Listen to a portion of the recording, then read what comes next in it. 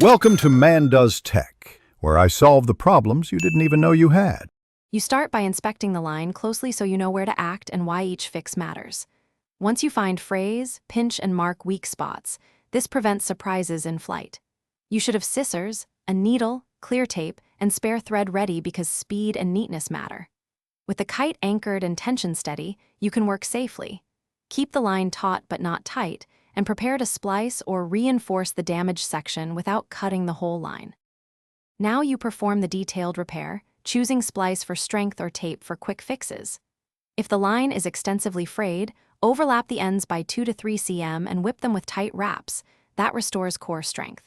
For minor nicks, place 1 to 2 cm of tape and smooth it so the wind won't catch.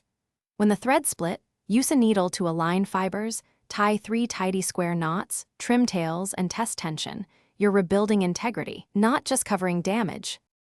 Finish by securing and verifying your repair so the kite flies safely. Trim tails close to knots and add a tiny drop of glue to lock them. This prevents unraveling mid-flight. Then perform a ground tension test, pulling steadily to simulate gusts. Once confident, do a short low-altitude flight check to confirm handling.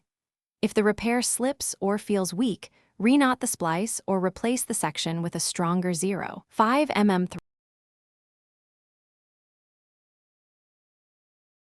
Thanks for watching. If you found this helpful, don't forget to like and subscribe.